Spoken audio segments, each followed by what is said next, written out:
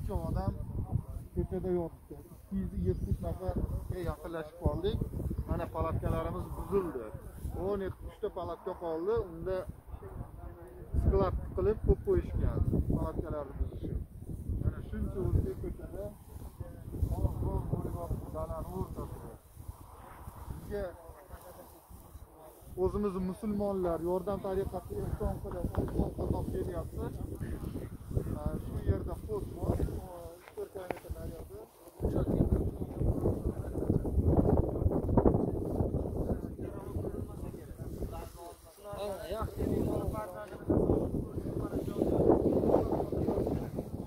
Yomg'ir yog'ib turibdi. Har bir soat gapirsak bo'ladimi?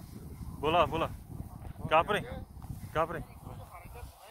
Assalomu alaykum. Avvalambor yurtboshimizga assalomu alaykum va o'zimizda yurtimizdagi ota-onalar hamma yurtimizdagi vatandoshlarimizga mana biz bugun hamma joyda palatkasini buzib o'zimizning yurtdoshlarimiz hammamiz ko'chada qoldik. Mana aka yurtboshimizga iltimos ota-onalar o'zimizning yurtdoshlar yetkazsalaringiz. Biz ko'chada qoldik. Pul yo'q, boshqa yo'q, choy yo'q, non yo'q, yotadigan joyda o'zi yo'q. Ko'chada qolib ketdik. Iltimos sizlarga, hammani ham farzandi bor, otasi bor, onasi bor. Yurtimizga qaytgimiz keladi. Iltimos sizlardan yetkazingizlar. Rahmat.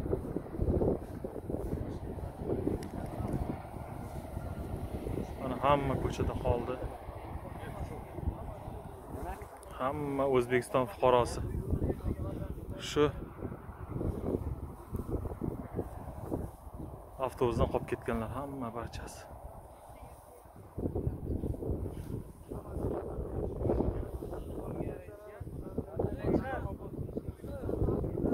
Bugun 23mi? 24? 24? 4-may. Mana bugun 24-may. Hamma ko'chada. Palatkalarni yig'ishtirib olib qo'ydilar mana. Palatkalar yo'q. 24-may mana. Hamma odam yerda yotibdi.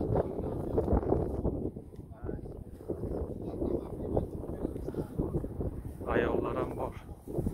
Beremin ayollar, qo'llari singan bolalar. Og'ir ahvolda yosh kattalar, qariyalar ham bor.